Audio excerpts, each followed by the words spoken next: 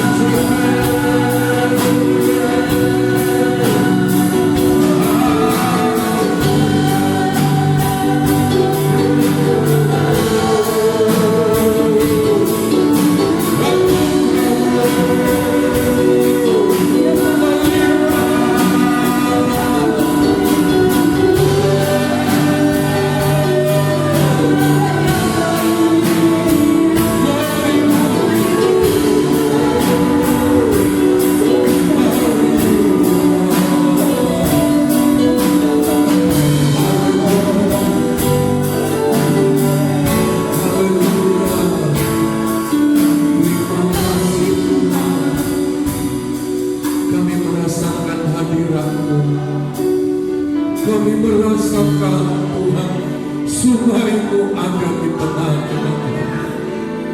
Kami merasakan Roh-Mu Kudus Tuhan. Kami merasakan Engkau mengalir dengan deras di tengah kami. Kami merasakan Tuhan, Engkau bertata di tengah kami. Tuhan, kami menyambut Engkau sebagaimana Engkau menyambut kami pada malam hari ini.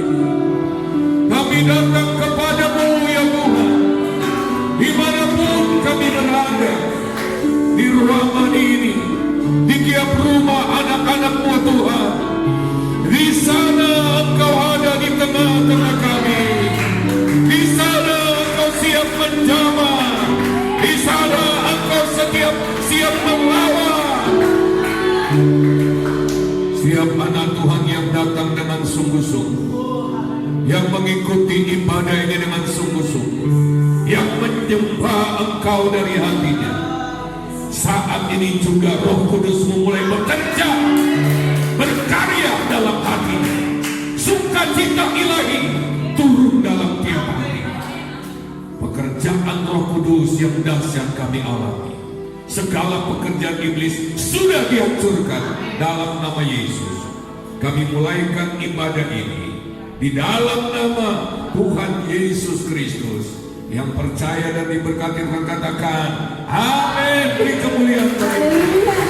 Haleluya, haleluya, haleluya, haleluya. Sungguh kemuliaan Tuhan yang lebih dari dalam hidup kita. Malam hari ini kita boleh berada di segala penjuru, tapi Roh Tuhan yang ada di dalam kehidupan kita yang akan mempersatukan kita. Haleluya. Haleluya. Untuk duduk di dalam hadirat Tuhan. Haleluya. Kita satukan roh kita di dalam Tuhan. Haleluya. Satukan roh kami Tuhan. Untuk suara Tuhan Tuhan.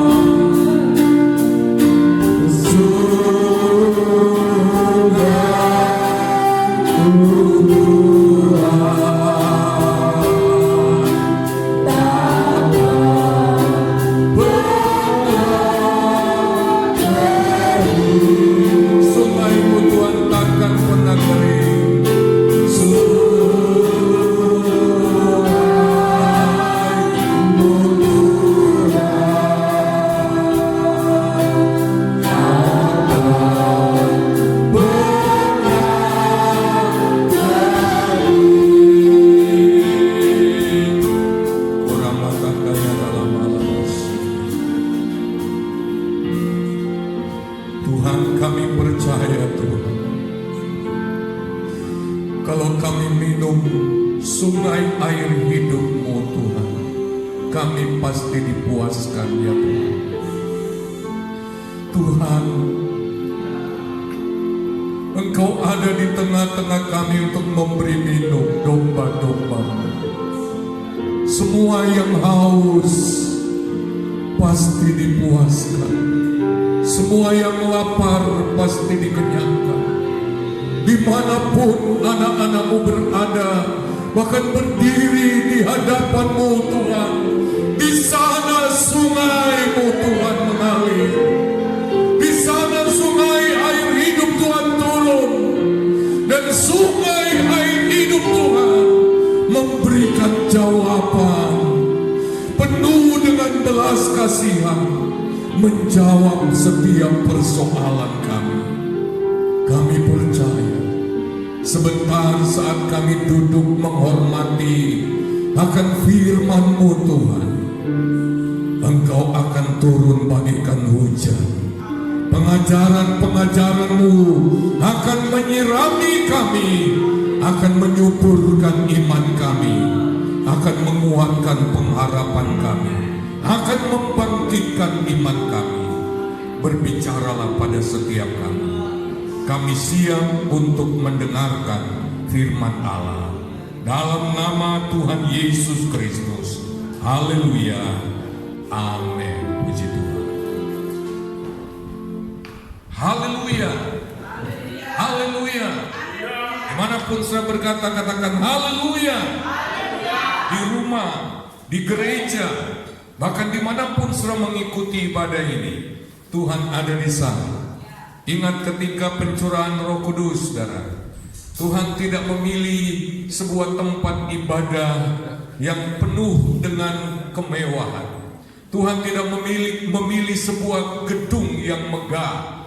Bahkan Dia tidak memilih tempat yang sepi, tetapi itu terjadi di kamar loteng Yerusalem, di tengah-tengah kota Yerusalem, di tengah-tengah hiruk pikuk hari raya. Saudara, kalau Tuhan mau bekerja, saudara, kalau Tuhan mau melakukan sesuatu, Dia tidak memilih-milih tempat, tapi Dia memilih hati setiap orang. Haleluya. Kalau ada hati yang sungguh-sungguh dengan Tuhan, kalau ada hati yang berharap lawatan Tuhan, kalau ada hati yang sedang menangis pada malam hari ini, Tuhan akan menjamah kau. Haleluya. Haleluya. Kita hanya perlu bawa hati kepada Tuhan, penuh kekaguman. Saudara, malam hari ini kita akan melihat tema dengan judul Waktu Sudah Sangat Singkat.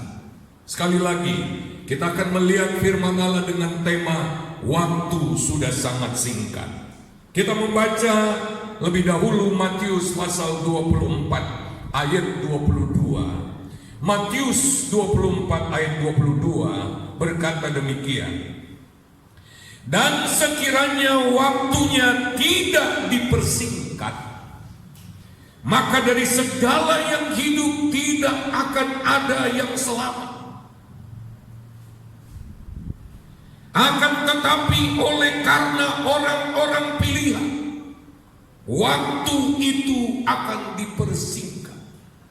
Saudara sekalian, Allah mempertimbangkan segala peristiwa yang terjadi. Allah mempertimbangkan keselamatan orang-orang pilihannya. Dan setiap orang yang percaya kepada Yesus adalah orang pilihan Allah. Apakah saudara percaya bahwa saudara adalah orang pilihan Allah? Kalau hari ini saudara belum menerima Yesus sebagai Tuhan dan Juru Selamat, terimalah Yesus Kristus sebagai Tuhan dan Juru Selamat, dan saudara akan tergolong pada orang pilihan Allah. Allah tidak akan membiarkan sebuah peristiwa terus terjadi tanpa batas waktu.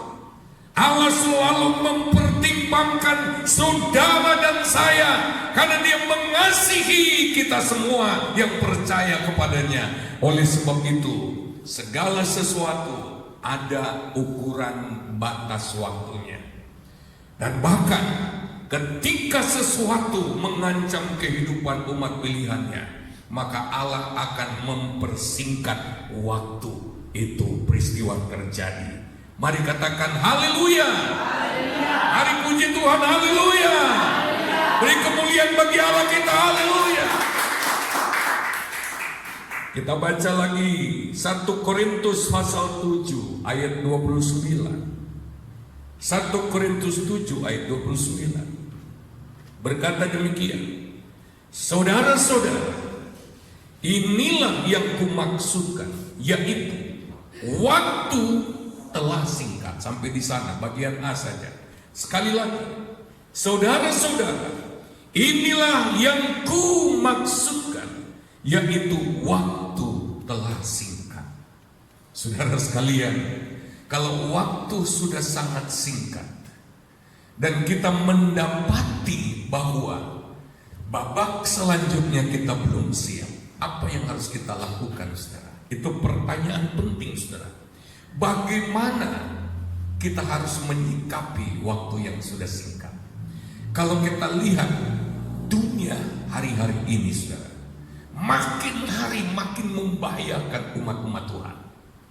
Makin hari banyak anak Tuhan yang menjadi lemah, banyak anak Tuhan yang mundur, banyak anak Tuhan yang tawar hati, banyak anak Tuhan yang terjerat oleh keduniawian, banyak anak Tuhan yang mengkhawatirkan keselamatan imannya. Dan saya percaya bahwa Tuhan juga sedang mempersingkat waktu. Karena kita mendapati dalam Alkitab sebuah prinsip. Ketika umat-umat pilihan Tuhan terancam keselamatannya, maka Tuhan akan mempersingkat waktu. Bersiap-siaplah kita. Haleluya. Berjaga-jagalah. Jangan sampai Tuhan tiba-tiba datang, kita tidak siap. Ingat baik-baik, saudara. Kalau Tuhan Yesus datang, itu keadaan dunia itu seperti biasa. Aktivitas-aktivitas yang kita lakukan biasa. Tidak ada tanda-tanda pada hari itu bahwa akan terjadi kedatangan Tuhan. Hari di mana Tuhan datang, saudara, kedua kali.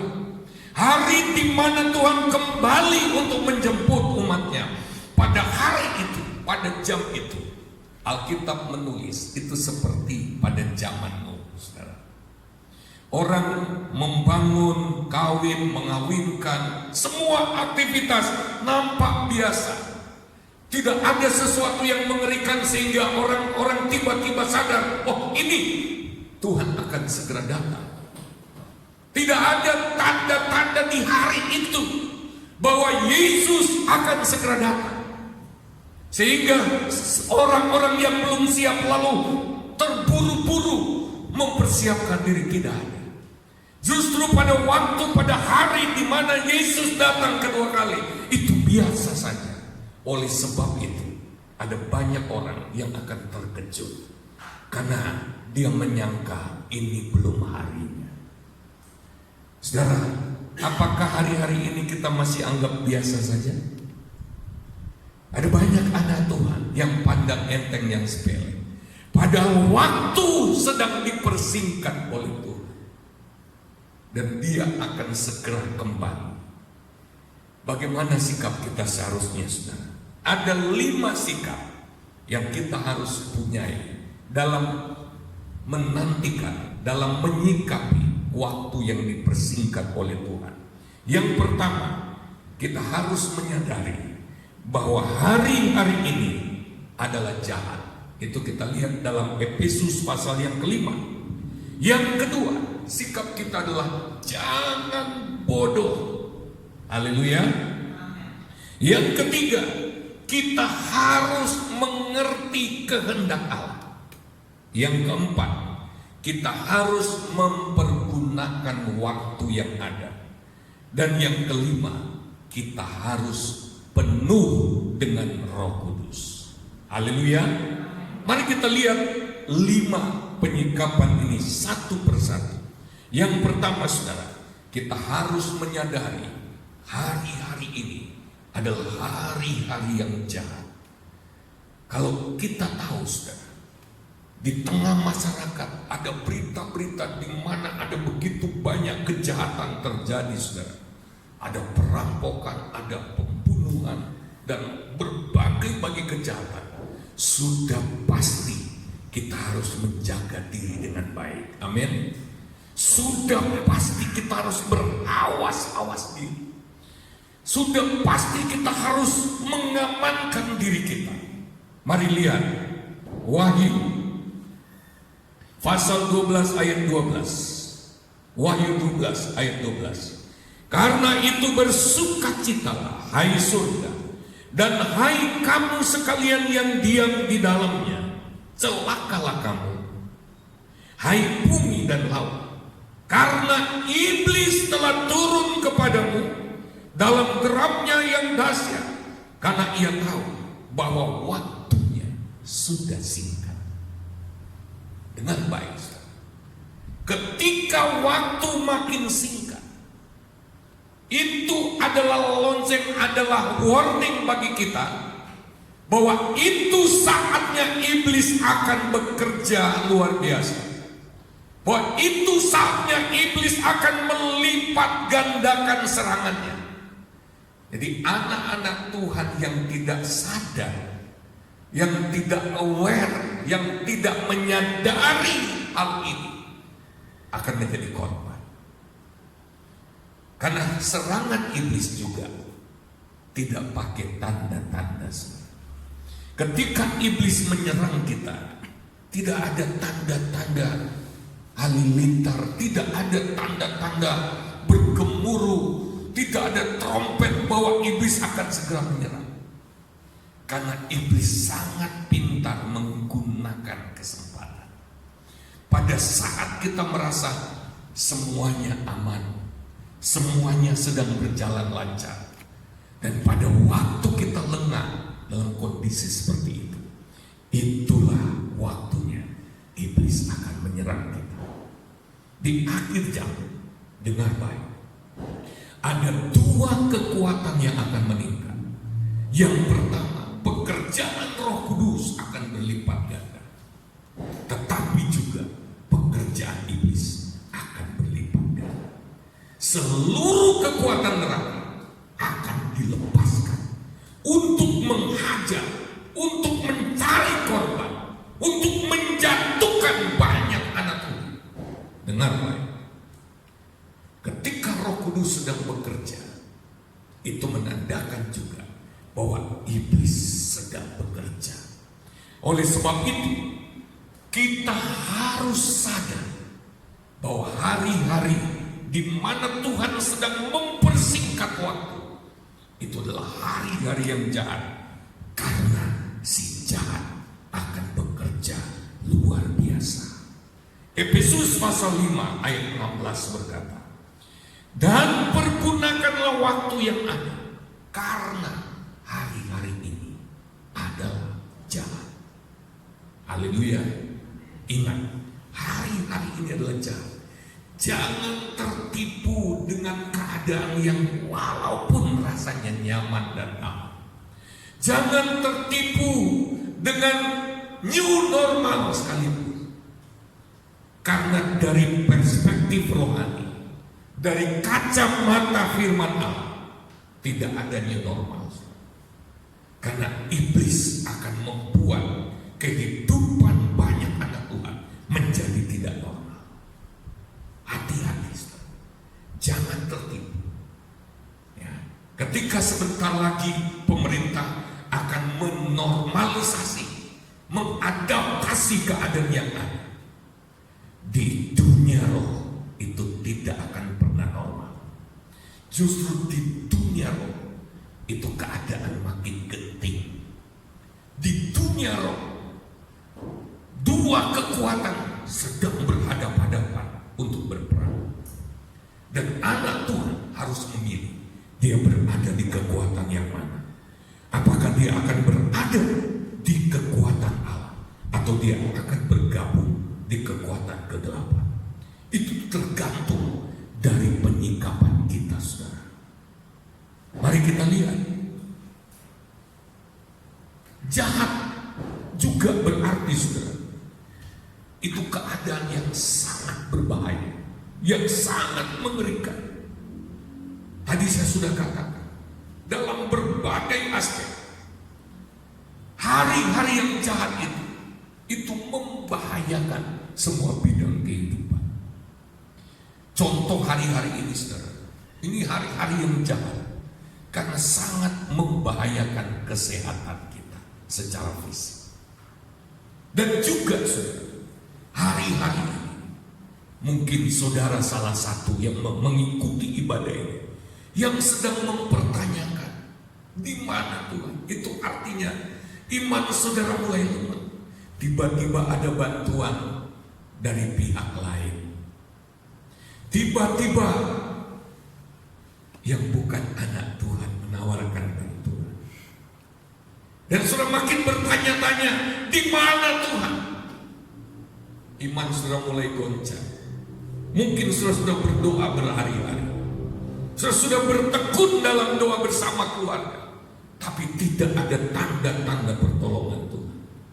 Saudara mendapatkan belas kasihan justru dari burung gagak, dari bangsa yang lain, dari penganut agama yang lain.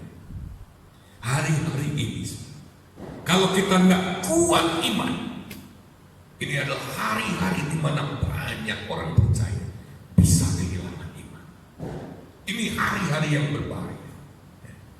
Yang kedua, saudara, sikap yang kedua, jangan kamu bodoh. Efesus pasal 5 ayat yang ke-15. Efesus 5 ayat yang ke-15 berkata demikian.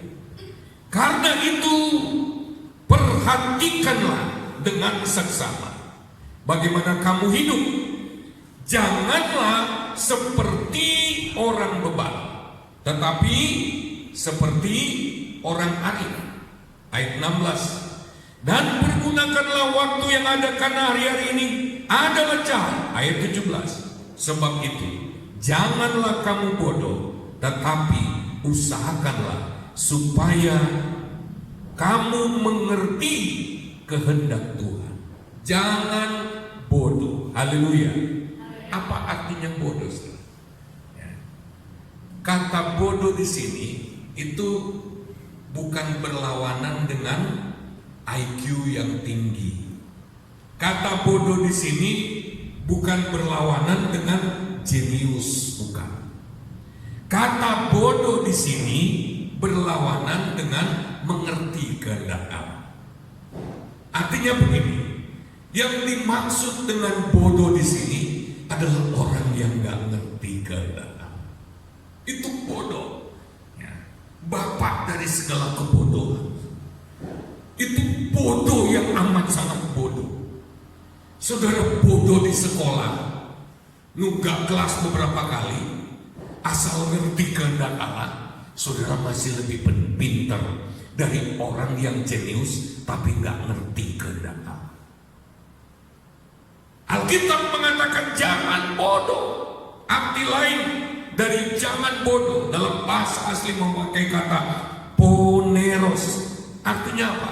Tidak menggunakan pikiran, pakai emosi, ya. Nggak pakai, orang bilang nggak pakai otak, ya. Menuruti hawa nafsu, pikiran sempit, tidak berwawasan. Dan karena itu anak Tuhan yang demikian egois, nggak mau dikasih masukan. Kalau dia udah pakai pikirannya sendiri, udah itu yang paling benar. Alkitab pun kalah. Kalau dia udah pakai pikirannya sendiri, itu sudah Alkitabnya dia, nggak bisa diubah. Ya, ngeyel, ndablek, bebal, itu arti kata poneros, bebal. Ya. Ada orang yang nggak ngerti kehendak Allah karena belum diberi pengertian, saudara. Tapi arti kata poneros di sini, saudara, itu bukan sekedar bodoh biasa karena nggak tahu, tetapi bebal. Bebal itu gini, dikasih tahu ngeyel. Kalau orang bodoh itu begini, 1 tambah 1 berapa? 3. Tapi kemudian kita kasih tahu 1 tambah 1 itu 2. Berapa? 2. Itu orang bodoh. Dikasih tahu kemudian dia ngerti, lalu oh iya 2, sorry aku salah. Tapi orang bebal itu begini, 1 tambah 1 itu kan 2, 3. Dia sudah tahu bahwa 1 tambah 1 itu 2, tapi tetap ngeyel 3. 1 tambah 1 itu coba itu benar itu 2, 3. Ada banyak anak Tuhan yang bukan saja bodoh yang biasa, tetapi beban. Kalau dikasih tahu Tuhan Yesus sudah mau datang, belum. Kalau dikasih tahu ini hari-hari yang jahat, enggak. Kalau dikasih tahu bahwa ini berbahaya, enggak, biasa saja. Ada banyak anak Tuhan yang bodohnya bukan main, bebal maksudnya. Poneros itu bebal, ngeyelan. Kalau dikasih tahu pandang enteng, enggak mempan, enggak bereaksi sama sekali, meringis toh. Ada orang-orang seperti itu. Apa kamu enggak takut kalau Tuhan tiba-tiba datang? Ketawa tuh. Dia enggak peduli. Itu orang bodohnya bukan main, bebalnya bukan main, ngeyelnya bukan main. Enggak bisa dikasih tahu. Bahkan ada sosialnya. Secara psikologis, ada anak kalau bebalnya bukan main, dihajar tetap ngeyel, ditabuk tetap ngeyel. Begitu remaja masuk penjara bolak-balik tetap nggak berubah, double-nya bukan main, sampai hidupnya hancur total. Saya harap saudara yang mendengarkan firman Allah ini bukan orang yang bodoh. Haleluya. Saudara mau bodoh terus terserah, tapi satu saat ketika saudara sadar, aduh saya bodoh, udah di neraka. Nanti akan ada banyak orang setelah di neraka sadar, wah bodohnya aku ini. Berkali-kali sudah diingatkan tapi ngeyel, nyesel, tapi sudah terlambat. Hari ini saudara, dalam waktu yang dipersingkat Allah, firman Tuhan berkata dalam 2 Korintus 6, inilah waktu perkenanan Allah. Ketika Tuhan berkenan, carilah Dia. Ketika Tuhan masih berkenan ditemui, Roh Kudus masih bisa menjamah hidupmu, masih bisa memulihkan hidupmu, masih bisa mengubah hidupmu. Apapun keadaan hidup. Kalau engkau merasakan panggilan Tuhan ketika mendengar firman Allah ini, ayo segera respon. Dimanapun engkau berada. Bukan kebetulan engkau membuka channel ini, bukan kebetulan engkau mengikuti ibadah, walaupun mungkin sudah siaran ulang-ulangan. Tidak kebetulan kalau Roh Kudus menggerakkan saudara membuka ini. Mungkin engkau sudah lama jauh dari itu. Mungkin sudah terlalu lama engkau terikat dalam dosa. Hari ini, hari penyelamatan diri. Hari ini, hari di mana Tuhan sedang berbicara kepadamu. Hari ini adalah hari di mana Tuhan sedang membuka tangan untuk mendapatkan engkau. Hari ini adalah hari pengharapan bagimu. Hari ini adalah hari di mana belas kasihan Allah akan menjamah hidupmu. Dia akan mengampuni seberapa besar dosamu. Karena begitu besar kasih Allah akan dunia ini. Andai kata hanya Anda seseorang yang tertinggal dalam dunia ini. Andai kata tinggal ada seorang saja yang ada pada waktu itu, Yesus tetap akan mati di salib bagimu. Betapa dia mengasihi engkau. Dengar baik saudara, respon kasihnya hari ini. Jangan bodoh, jangan bodoh.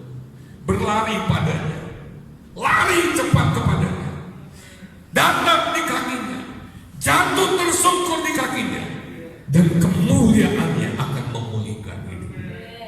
Dimanapun kau berada, rasa bersalahmu akan dihapuskan oleh Tuhan. Rasa tidak layak, rasa terlalu kotor.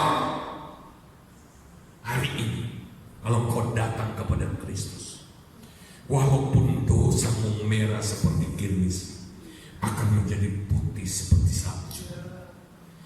Mari berperkara dengan Tuhan selama dia masih berkenan untuk ditemui.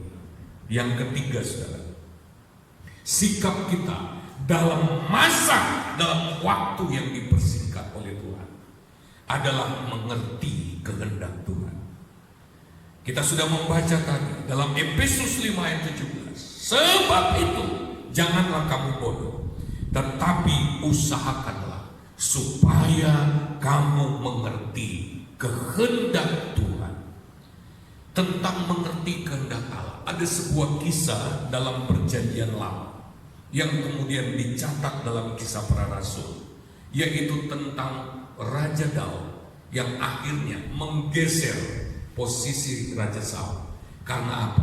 Mari kita lihat Kisah Rasul 13 ayat 22. Mengerti kehendak Allah itu enggak main-main saudara. Kalau kita enggak ngerti kehendak Allah, kita bisa disingkirkan saudara. Lihat Kisah Rasul 13 ayat 22. Setelah Saul disingkirkan Allah, Allah mengangkat Daud menjadi raja mereka. Kenapa Saul disingkirkan? Kenapa posisi Saul digantikan, digeser? Mari baca tentang Daud. Ini alasan kuatnya. Tentang Daud, Allah telah menyatakan, aku telah mendapat Daud bin Isai, seorang yang berkenan di hatiku dan yang melakukan segala kehendakku. Haleluya. Kata yang berkenan di hatiku itu dalam bahasa lain, hatinya Daud itu sama dengan hati Tuhan. Dia merespon hati Tuhan. Kalau Tuhan bilang A, hatinya juga, hati Daudnya juga berkata A. Kalau hati Tuhan berkata no, hati Daud juga bunyinya no. Daud seperti speakernya Tuhan. Tuhan bunyi gimana, Daud bunyi gimana. Dan kemudian karena itu, karena kepekaannya seperti itu, maka dia bisa melakukan, bukan cuma mengerti, dia melakukan kehendak Allah secara tepat. Haleluya. Hari-hari ini saudara, hanya kehendak Allah yang akan membuat kita berada di jalur aman. Hanya kalau kita berjalan dalam kehendak Allah, kita ada jaminan, ada garansi. Kehendak Allah memberikan jaminan, memberikan garansi bahwa kita aman. Haleluya. Haleluya. Kisah Rasul 13 ayat 36. Kisah Rasul 13 ayat 36. Sebab Tuhan bicara dua kali. Mengapa Daud si gembala kambing? Kenapa Daud si penggembala domba kok bisa jadi raja? Nggak masuk di akal. Daud jadi penggembala kambing domba menurut tafsiran beberapa penafsir Alkitab, karena dibuang Oleh sebab itu dia cuma diberi 2-3 ekor domba, sedikit. Kalau 2-3 ekor domba ini udah habis diterkam oleh binatang buas, tinggal Daud seorang yang akan diterkam. Dia nggak kepake, dari postur tubuhnya nggak masuk nominasi, nggak mungkin lah.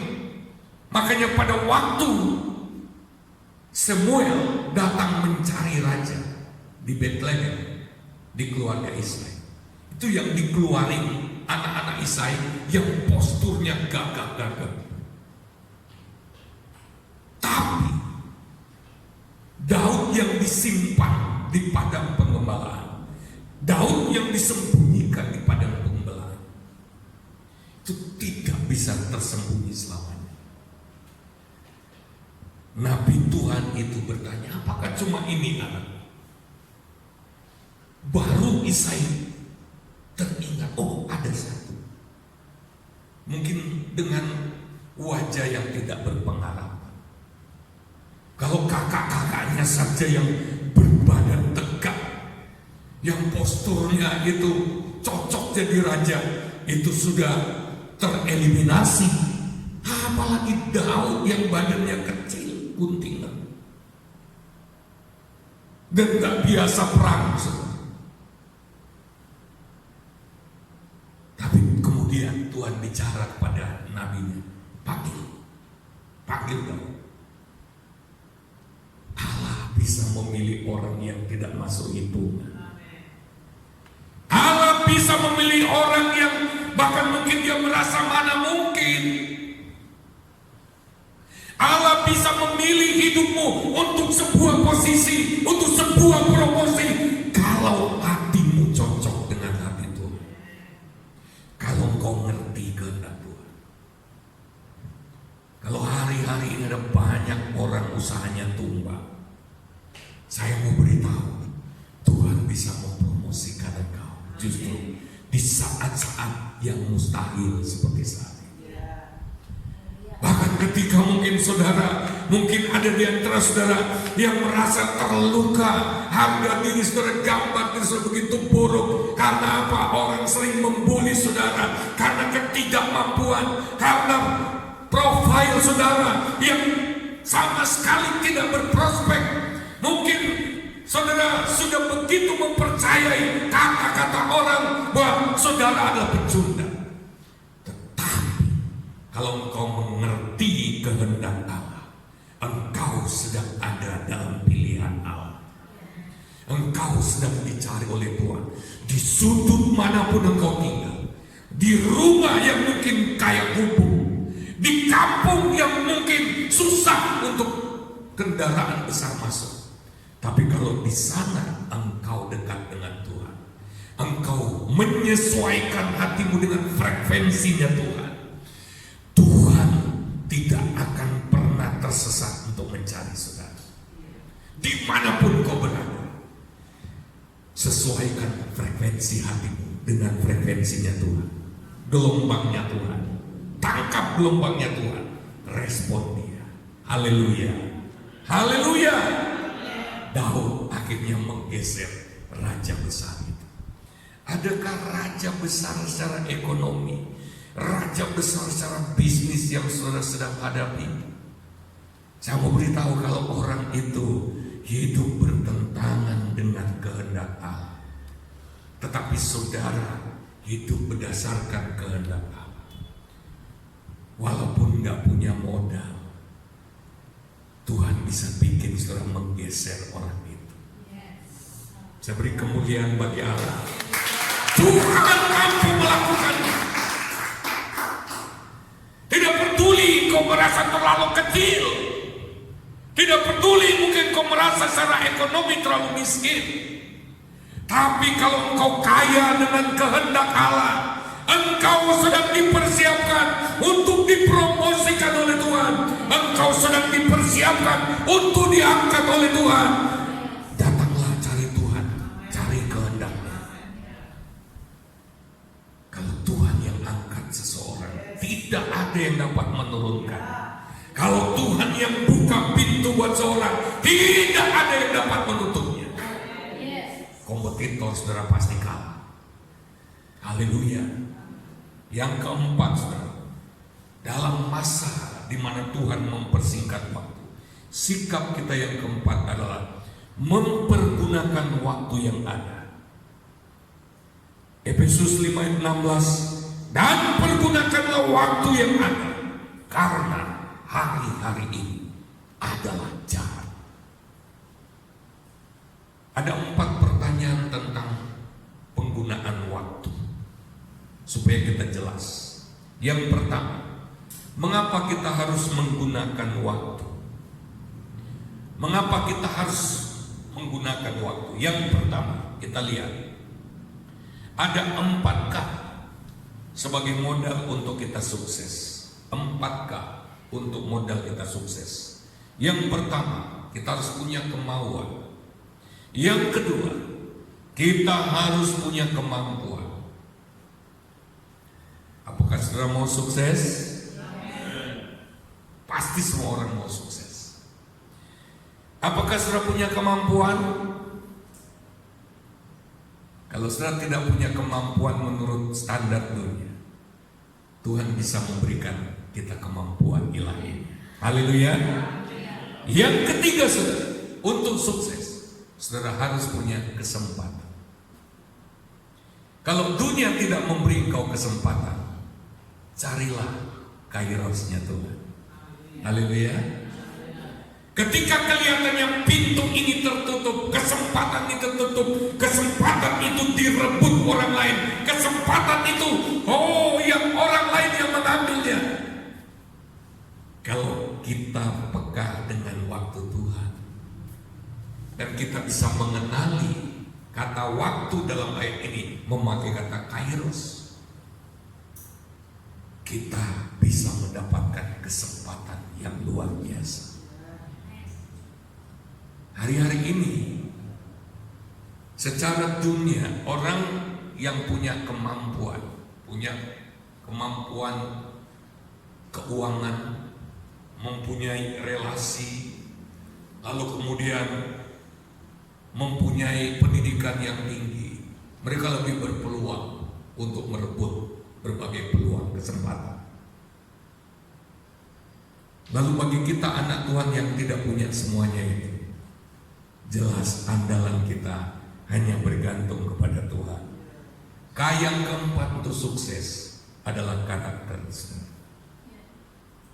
Berkaitan dengan penyikapan yang keempat ini, kita mau bicara tentang kesempatan. Jangan selalu memelas, jangan selalu sedih dalam hati. Mungkin kita sedih karena orang tidak memberi kita kesempatan. Orang memandang enteng kita. Orang gak percaya kita, gak perlu sedih. Gak perlu sedih. Kita mau belajar tentang kesempatan dari Tuhan. Oleh sebab itu pertanyaan yang kedua, bagaimana kita mengenali, mengidentifikasi, mengenali waktu yang Tuhan berikan. Di dalam Alkitab kita mengenal 3 jenis waktu. Yang pertama, yang dalam bahasa asli memakai kata ayo atau keabadian. Waktu yang tanpa batas, kekekalan. Saudara, saya ingin mengatakan saudara bahwa orang-orang yang percaya dijamin sudah memiliki ini. Amin. Kata waktu yang kedua memakai kata kronos. Kronos adalah seluruh waktu dalam sejarah. Seluruh perjalanan waktu, seluruhnya dari A sampai Z. Kronologi sejarah hidup seorang dari di kandungan sampai mati, itu disebut kronos. Panjangnya waktu, seluruh waktu. Tetapi ada kata waktu yang ketiga, yaitu kairos.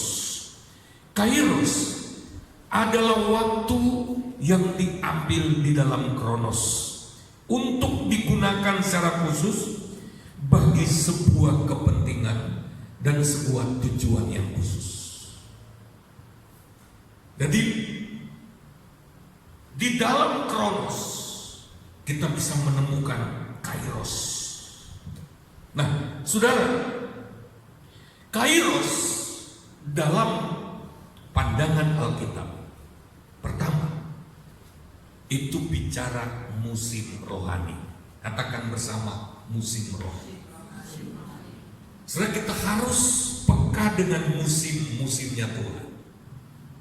Kalau Tuhan lagi menggerakkan, mendatangkan musim kegerakan rohani, jangan berada di luar itu. Masuk dalam alurnya Tuhan, masuk dalam kegerakannya Tuhan. Ada banyak mujizat di sana. Ya. Kenali musim-musim rohani. Ya. Ketika Tuhan sedang membukakan bagi kita gereja Tuhan, ini musimnya generasi muda. Generasi muda jangan anggap enteng. Sebab kalau kita berada di luar arena kegerakan Allah untuk generasi muda, untuk kebangkitan generasi muda, kita akan berada di area yang lain, di mana iblis akan berhak atas hidup kita. Hanya orang-orang yang mengenali musim-musimnya Tuhan, yang kemudian join di dalamnya, yang akan terus berada di jalur aman bersama Tuhan. Haleluya. Oleh sebab itu kalau di dalam gereja, ya kemarin kita musim ibadah keluarga, saya nggak tahu apakah saudara yang hadir, apakah anak-anak muda yang hadir malam hari ini merespon musim itu atau enggak. Kemarin selama 50 sekian hari itu musim yang dalam 4M itu kita sedang membangun gerakan, membangun keintiman dengan Tuhan. Kalau kita dengar firman Allah setelah lepas 4M itu selama 50 sekian hari, itu firman Allah rada berat-berat. Bagi orang yang gak sukses dalam keintiman dengan Tuhan, dia akan sulit untuk firman yang lain.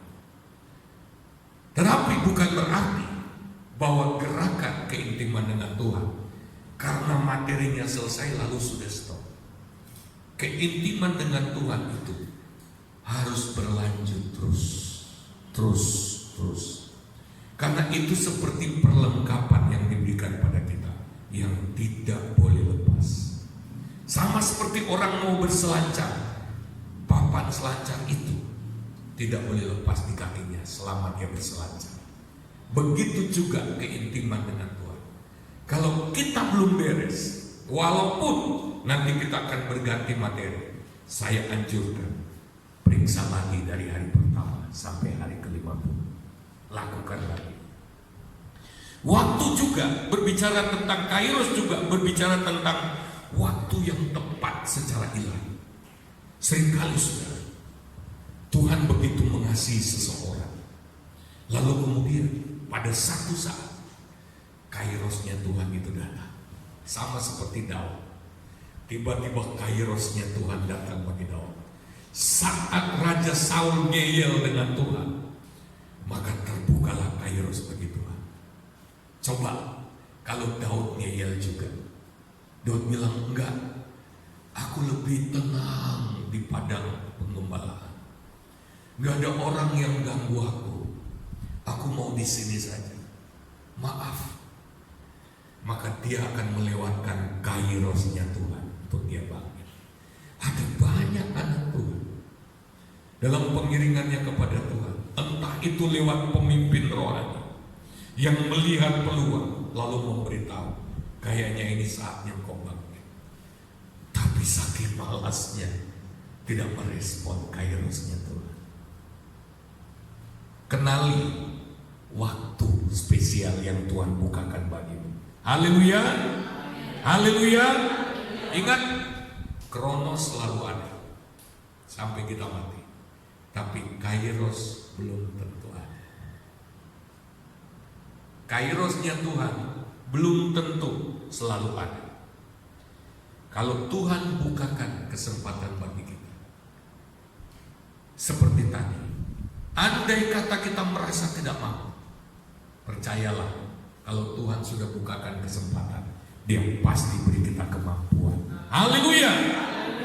Yang keempat, saudara, bagaimana cara kita menggunakan atau mengantisipasi datangnya Kronos? Yang pertama, dengan cepat saya jelaskan, kita harus memiliki kepekaan spiritual. Peka. Kenapa, saudara? Saudara, dalam mitologi Yunani, saudara, Kairos itu sebenarnya nama dewa kesempatan. Nama dewa Yunani, Kairos, yang disebut dewa kesempatan. Nah, dewa Kairos ini, ya, kalau dia datang, dia cepat sekali, saudara. Nah, untuk bisa menangkap si Kairos ini, orang harus menghadap. Ketika dari sana diberitakan Kairos mau lewat, Kairos lewat, maka orang-orang yang masih depan semua bersiap menghadap dia untuk menangkap. Kenapa harus dihadap, saudara? Karena kalau dia lewat itu terlambat, sebab kepalanya itu botak, kepalanya bagian belakang itu licin, ya. Jadi kalau dia udah lewat, udah nggak bisa. Ya.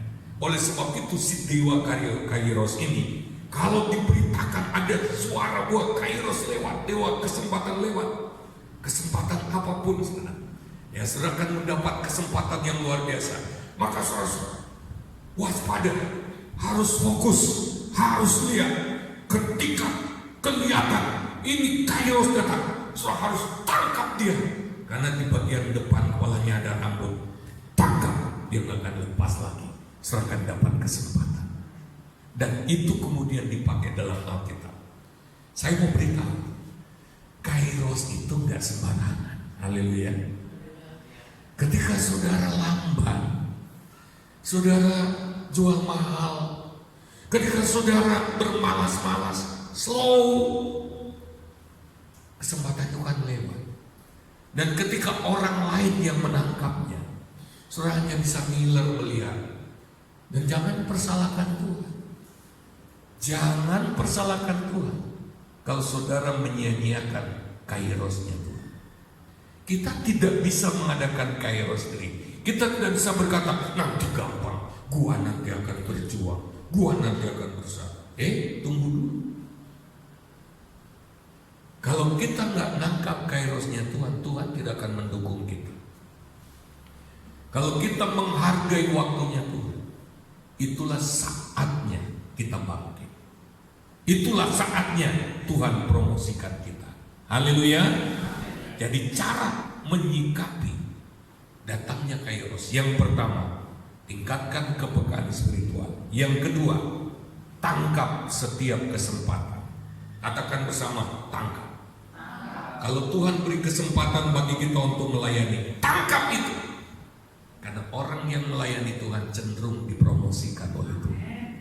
Tapi orang yang malas melayani Tuhan, tidak ada gunanya bagi Tuhan. Ngapain dipromosikan oleh Tuhan? Tangkap. Katakan bersama, tangkap.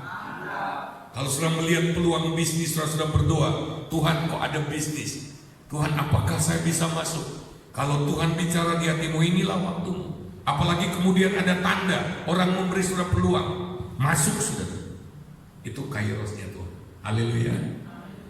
Yang ketiga, caranya menyikapi adalah ambil manfaat sebanyak-banyaknya. Ambil manfaat. Bagaimana caranya?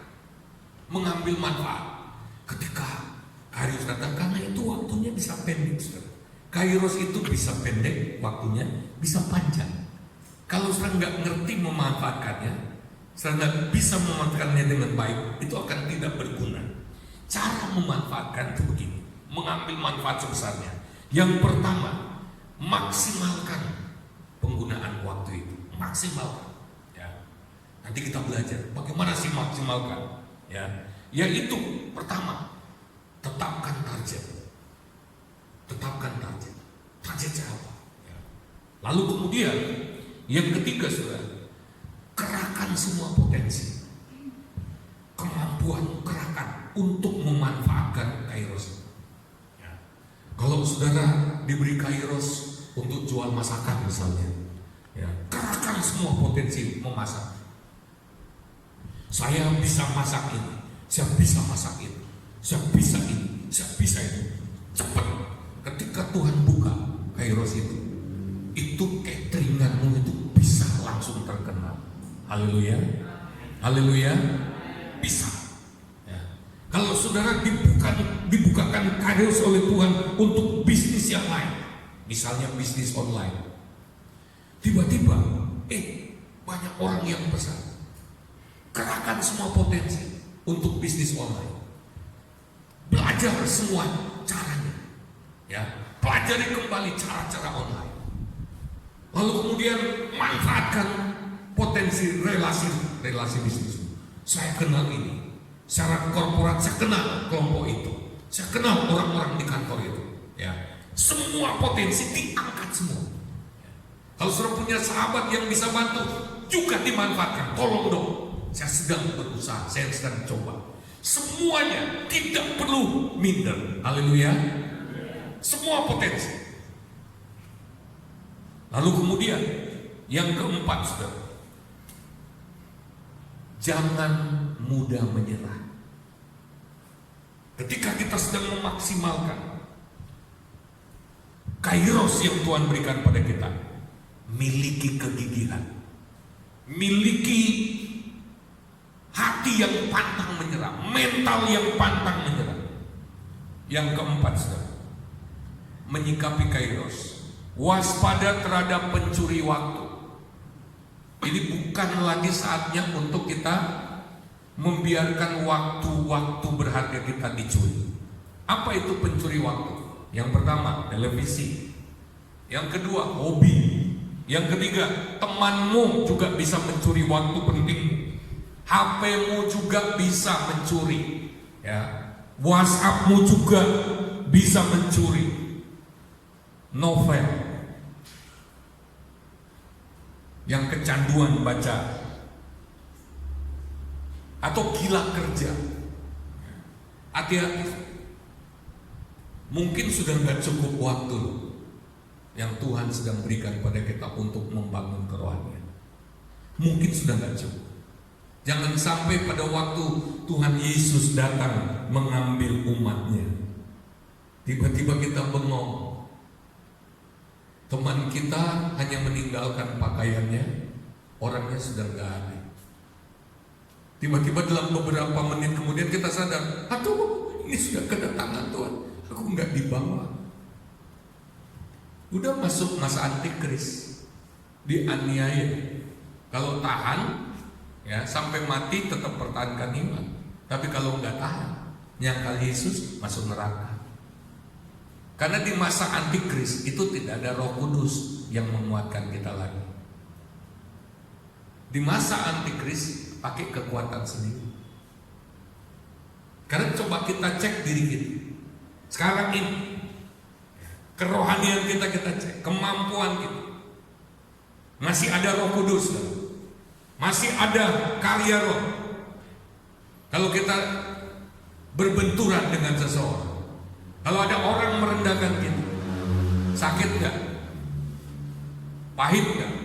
Ada nggak di antara kita yang gampang menjadi tawar hati, gampang menjadi lemah, bahkan menjadi malas melayani, cuma karena hati saudara tumpil oleh sikap seseorang? Cuma karena saudara merasa nggak dihormati, cuma karena saudara merasa kurang diperhatikan, hati saudara terontok-rontok nggak kuat, terasa seperti dianiaya. Aku mundur saja. Masih ada Roh Kudus, masih ada Roh Kudus saja. Ada begitu banyak anak Tuhan yang nggak kuat hati. Apalagi kalau nggak dibawa, nggak disingkirkan oleh Tuhan, nggak diangkat oleh Tuhan, nggak disingkirkan oleh Yesus. Kalau kita nggak masuk kelompok orang yang dibawa oleh Tuhan, masuk zaman antikris, nggak ada Roh Kudus di sana. Kuat nggak? Udah. Kalau nggak kuat, udah. bayangan api neraka ada di depan mata. Oleh sebab itu kalau kita mau Yesus datang dan mengambil kita masuk di dalam kelompok orang yang akan dibawa oleh Kristus, gunakanlah waktu yang ada. Jangan sia-siakan. Ya. Yang kelima, kata gunakanlah waktu. Pergunakan waktu. Memakai kata exagorazo. Itu artinya begini, menebus waktu. Katakan bersama, menebus. Apa artinya menebus? Waktu Yesus tebus kita udah terhilang. Kita sudah ada di dalam perbudakan dosa, ada di perbudakan iblis. Lalu Yesus tebus. Caranya apa? Menebus itu harus bayar harga. Harus bayar, ya. Dan juga membayar hukuman. Yesus bayar dengan darahnya, dia beli kita. Itu caranya menebus, dibeli kembali. Ada harga yang dikeluarkan. Menebus waktu itu berarti, dengar baik-baik saudara, karena ada banyak waktu yang sudah hilang, yang kita sia-siakan. Ingat, itu tidak akan pernah diberi kompensasi waktu yang lain lagi. Artinya, kalau kita pernah membuang waktu, hari ini juga tebus waktu itu. Ya, caranya menebus.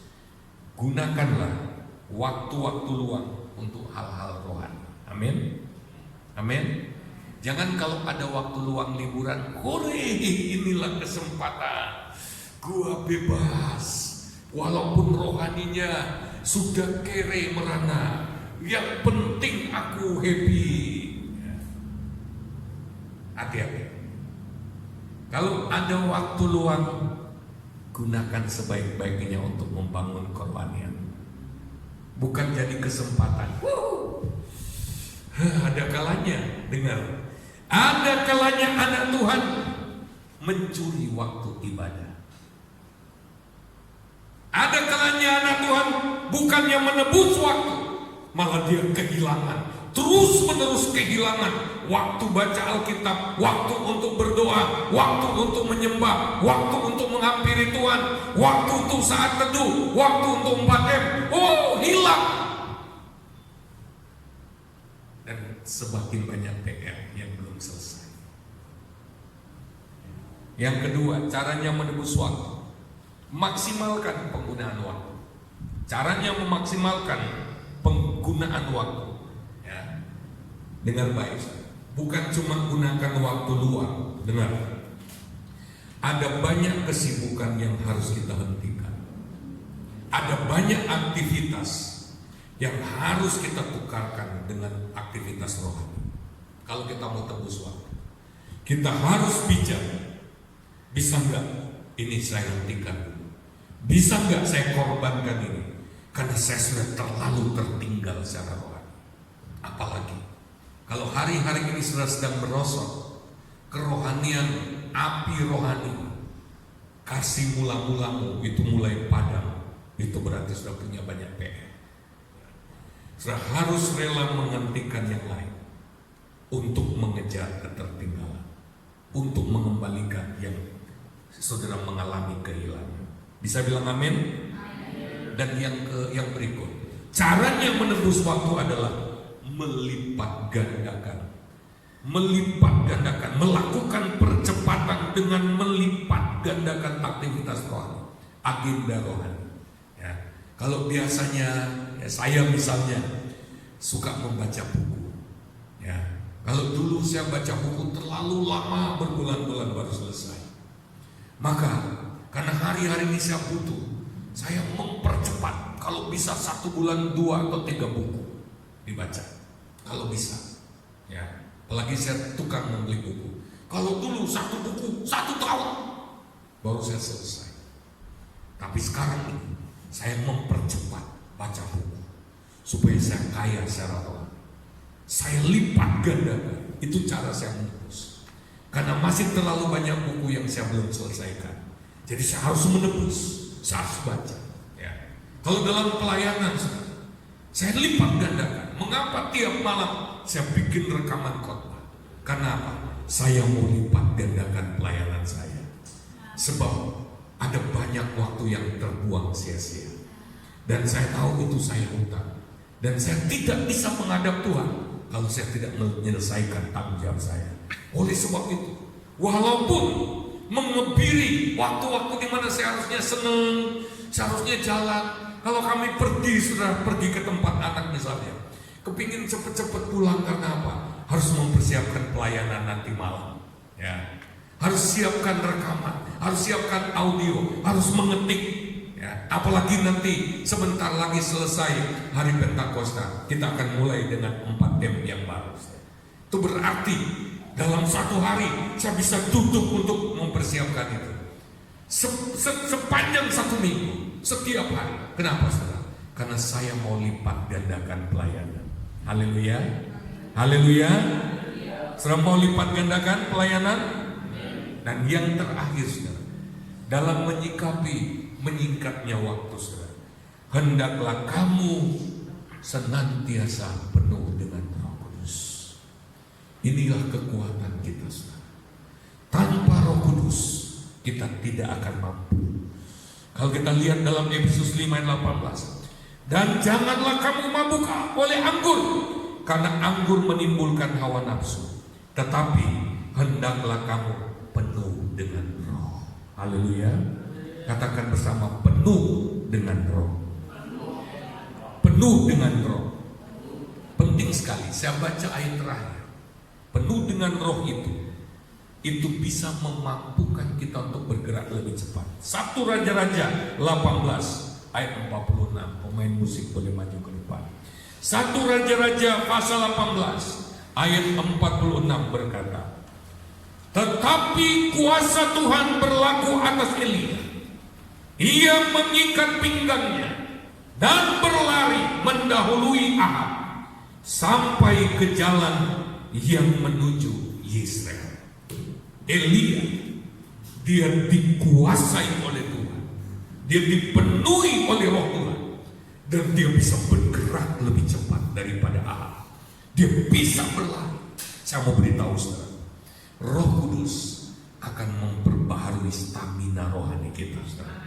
Roh Kudus, urapan Roh Kudus akan memberi kita kekuatan yang luar biasa. Hari-hari ini kita memerlukan kekuatan dari Roh Kudus untuk percepatan, saudara. Kita nggak bisa lagi andalkan tekad, hanya tekad kita, hanya komitmen kita, hanya perjuangan kita, nggak cukup, saudara. Kita perlu kuasa Roh Kudus. Haleluya, haleluya, haleluya. Maukah saudara mengalami Roh Kudus? Maukah saudara dilawat oleh Tuhan? Berapa banyak dari kita yang mau dipenuhi Roh Kudus? Kalau tidak, kita akan tertinggal. Roh Kudus itu seperti sayap burung nasa yang bisa membuat kita bergerak lebih cepat dengan terbang ketimbang berjalan. Roh Kudus akan membawa kita tersingkir dari mata selular oleh sayap burung nasa. Berapa banyak dari kita? Berapa banyak dari kita yang rindu untuk dipenuhkan dengan Roh Kudus? Buka hatimu, buka hatimu, buka hatimu. Jangan terlambat, saudara. Jangan terlambat. Datanglah kepada Tuhan. Datang kepada Tuhan. Ambil sikap hati. Bangun koneksi dengan Tuhan. Datang kepada Dia. Ku rasakan kasih-Mu Tuhan. Ku rasakan kuasa-Mu Tuhan. Jangan terlambat, saudara. Ku rasakan buka hatimu. Buka hatimu bagi Roh Kudus. Haleluya. Katakan lagi, ku rasakan dimanapun kau berada.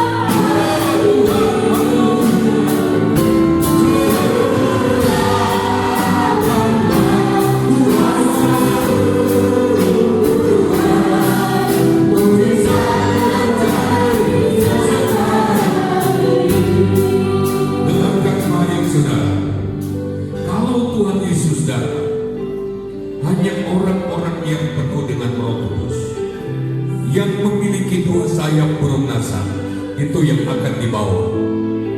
Saudara yang tidak punya 2 sayap burung nasar, yang tidak punya kepenuhan Roh Kudus, saudara dipenuhkan dengan apa?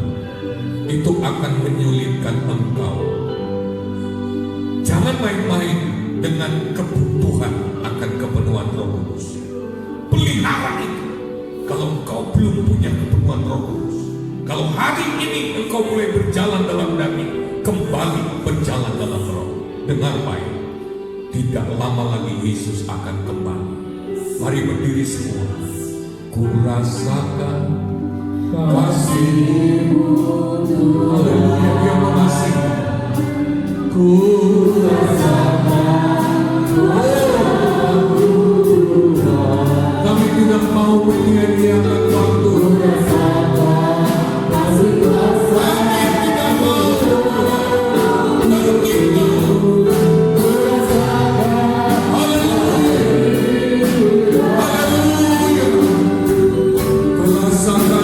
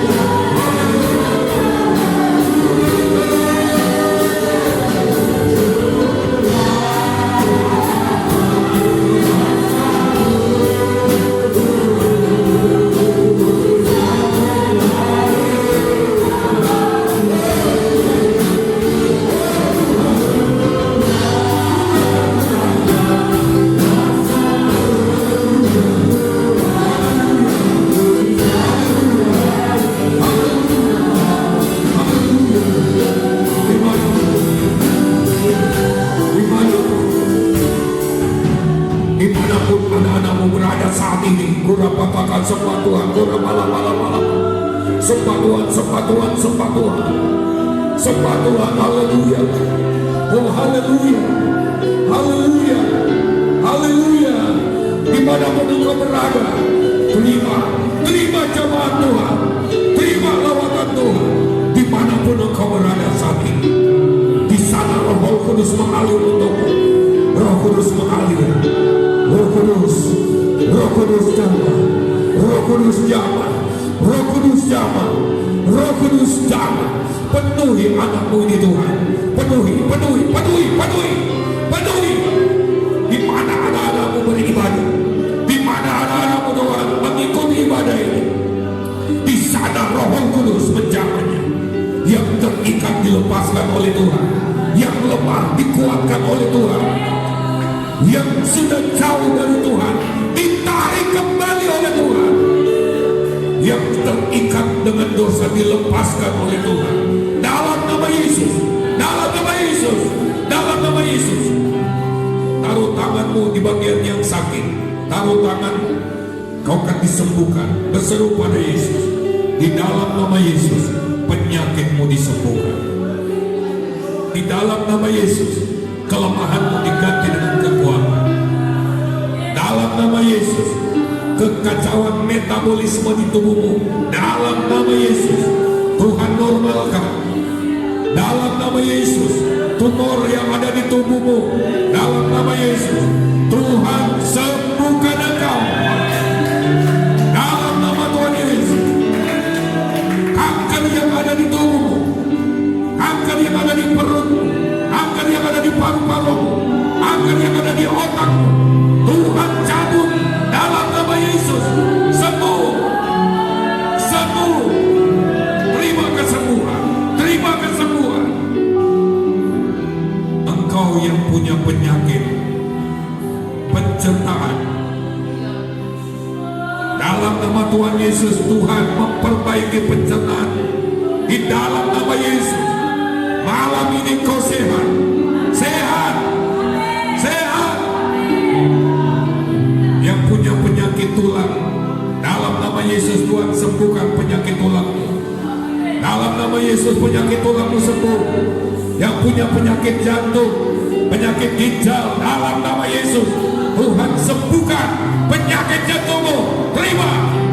Penyakit ginjalmu disembuhkan, pankreasmu disembuhkan, levermu disembuhkan, sehat kembali dalam nama Tuhan Yesus. Haleluya.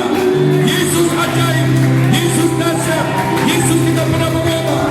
Dulu, sekarang, sampai selama-lamanya. Engkau sembuh, engkau sembuh, engkau sembuh. Yang sedang mengalami kesulitan ekonomi, Tuhan bukakan jalan bagimu. Tuhan buka jalan bagimu. Tuhan beri hikmat padamu. Tuhan beri kairos kepadamu. Terbuka jalan bagimu. Terima kasih Tuhan. Kami mengucap syukur. Haleluya. Haleluya.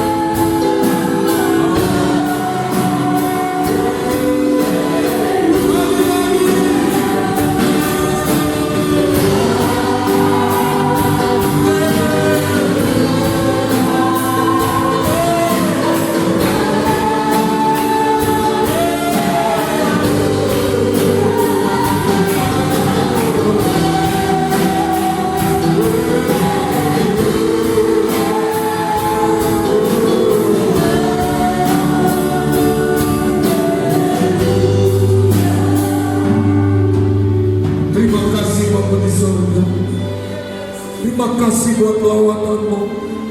Terima kasih buat anugerahmu yang besar. Terima kasih buat sungaimu yang mengalir, yang meluap ke tengah-tengah kami. Terima kasih buat mujizatmu. Terima kasih buat tanda heran. Terima kasih buat pemulihan. Terima kasih buat kesembuhan. Terima kasih buat berkat yang kami alami melalui ibadah ini Tuhan. Diberkatilah semua anak-anakmu. Diberkatilah setiap aspek kehidupan anak-anakmu. Diberkatilah keluarganya. Diberkatilah pernikahannya. Diberkatilah bisnisnya. Diberkatilah pelayanannya. Diberkatilah masa depannya. Diberkati kesehatannya. Diberkati keamanannya. Diberkati dalam segala hal. Terima kasih Tuhan. Tuhan terus berkati bangsa Indonesia. Berkati pemerintah kami. Tuhan, berkati semua gereja-gereja Indonesia, bahkan di seluruh dunia. Tuhan, kuatkan anak-anakmu di hari-hari ini menjadi saksi dan terang. Tuhan, terus beri hikmat pada pemerintah, kepada semua petugas yang menangani penyebaran COVID-19.